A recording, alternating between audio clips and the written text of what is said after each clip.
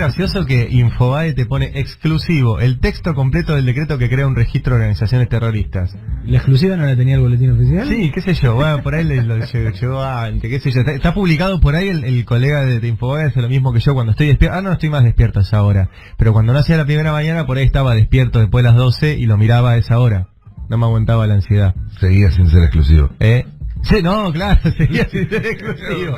Pero por lo menos que haya más gente durmiendo no lo hace más exclusivo. Por lo menos era el primero que lo veía.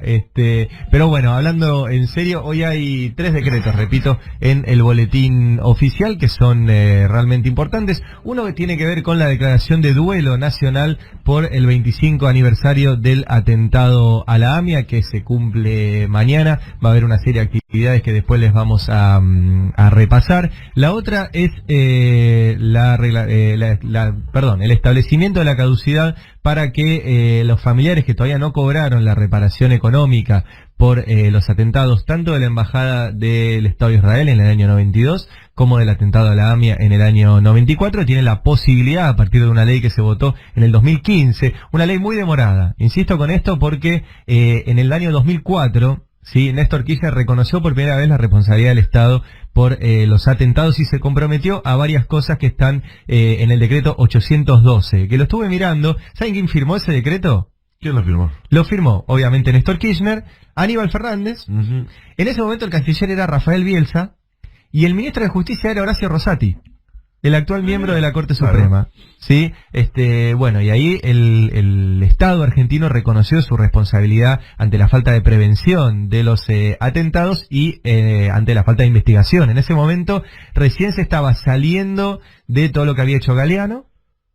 y recién se estaba saliendo del encubrimiento de Claudio Bonadío, al cual le tocó la causa AMIA, recordemos, y la cajoneó durante 5 años para proteger a uno de sus mentores, a Carlos Corach, que de hecho lo sacó de toda esta causa y no estuvo en el juicio por el encubrimiento que se terminó hace unos meses y en el cual fueron condenados, entre otros, Carlos Menem, que fue quien lo puso a Bonadío en Comodoro Pi. Te hago un breve paréntesis, hablando de Corach. ¿Te acuerdas que hace 2 o 3 semanas salió una tremenda investigación sobre los Corach, Siemens y demás? Sí. No volvió a decirse una palabra de nada. Salió un día en un diario, no volvió a tener ni una línea de repercusión eso. Qué curioso. Andan en los negocios inmobiliarios los hijos de Corach. Sí, uno de ellos también es funcionario ¿Sí? en el gobierno de la ciudad, claro, Maximiliano Corach. Ah, mira. Carlos Vladimiro. Carlos por Marx, Vladimiro por Lenin. ¿Y Servilleta por? No,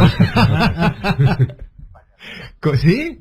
¿Ese es del PRO? ¿El joven Corach? Maxi Corach. Bueno, y la otra que hoy obviamente vamos a hablar y mucho, seguramente Horacio también va a tener bastante que decir, tiene que ver con el decreto 489, sí, que está publicado hoy, con la firma de Mauricio Macri, de Marcos Peña, de Germán Garabano, de Patricia Bullrich y de Jorge Faurí, el canciller, que establece justamente este registro de organizaciones terroristas. Como ya dijimos acá, ese registro ya existe, está en las Naciones Unidas, la Argentina adhiere a ese registro y no hay ningún motivo para crear un registro particular en la Argentina que no sea un pedido expreso del gobierno norteamericano para dejarnos inmersos en un tablero de política internacional en el cual Mauricio Macri no juega, lo están utilizando de peón. El problema es que atrás de ese peón va todo un país. Y la última vez que jugamos en ese tablero, como lo recordaba Horacio, que fue a principios de la década del 90, donde nos metieron en una guerra incluso. Argentina mandó tropas, ¿sí?, a la guerra de Kuwait, y eso nos significó 2 atentados, ¿sí? Uno en la Embajada de Israel y otro en la AMIA, donde murieron argentinos. ¿Sí? No se trata acá de la comunidad judía solamente. Murieron argentinos e incluso un ciudadano boliviano que fue la víctima 85, que Nisman tuvo 10 años y nunca la encontró. No, Horacio usaba como ejemplo, decía que tanto Carlos Saúl en su momento como Mauricio ahora están actuando como el General González, ¿no? Que lo aclaro, no lo aclaramos en aquel momento, digo, porque a los millennials obviamente se le puede escapar la referencia, era un personaje de Alberto Olmedo, en la época en la que la televisión todavía era blanco y negro, que era un general truchísimo, como se imaginarán porque era argento, era Olmedo, y de repente lo rodeaban de generales por eso, no sé, rusos, norteamericanos, todos hablaban, que se yo, y daban las órdenes, y Olmedo, el general González ponía cara como yo, sí, y no entendía ni mu, ¿no? Bueno, ¿no? A mí es el miedo que me da esto, cuando Macri o Bullrich anuncian este tipo de cosas, como si tuvieran un conocimiento de la geopolítica, que incluso, mirá, para ponerlo en otro extremo, la propia Cristina dice que no logró leer la geopolítica internacional y que fue ingenua a la hora de la firma del memorándum de entendimiento con Irán, ¿sí? O sea, si Cristina, cuyo talento para la geopolítica internacional fue reconocido por los máximos líderes mundiales, ¿sí? Incluso, o sea, por tipos como Putin. Vieron que Putin le regaló una carta histórica a Evo, ¿no? ¿Sí? Sí. Bonadío lo va a mandar a tener a Evo. Lo único que nos falta. Sí, digo, si Cristina, que sí estaba en ese tema y ha tenido una visión geopolítica muy importante, sobre todo el rol de América Latina a través de la CELAC, la UNASUR, el acuerdo con Brasil, etcétera, etcétera. En ese punto en particular, ella misma reconoce que no vio cómo se estaba jugando ese partido. Imagínate Mauricio Macri, que no sabe ni de qué partido se trata, ¿sí?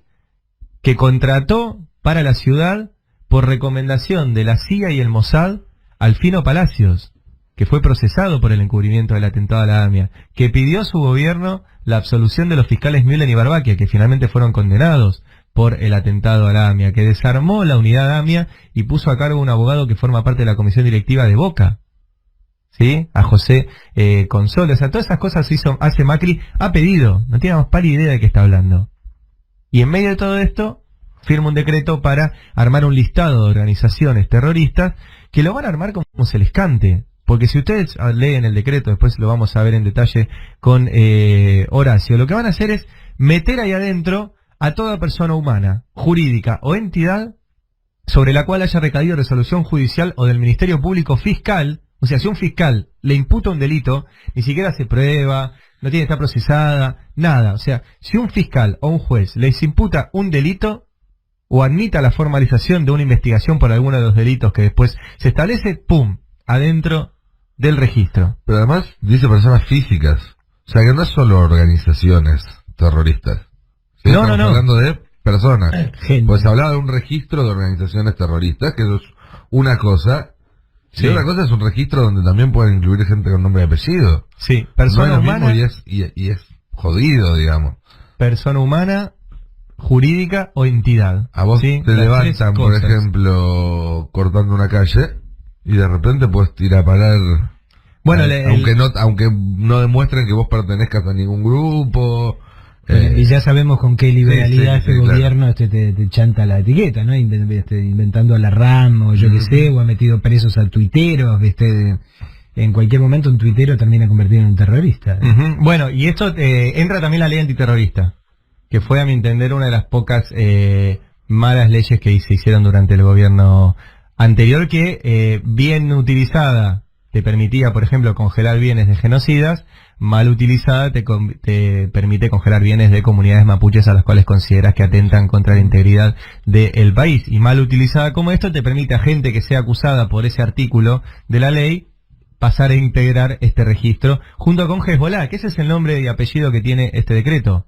Todo lo demás lo van a integrar, van a aparecer un montón de nombres, etcétera. El nombre y apellido es Hezbollah, ¿sí? Y es un pedido expreso de Estados Unidos, y lo hace Mauricio Macri en el día antes de que se conmemoren un cuarto de siglo del atentado de la AMIA, sobre el cual todavía no sabemos qué pasó. O sea, en medio de todo esto, todavía no sabemos qué pasó aquel 18 de julio de 1994 a las 9:30 de la mañana, cuando explotó la sede de la AMIA en Argentina y murieron 85 personas.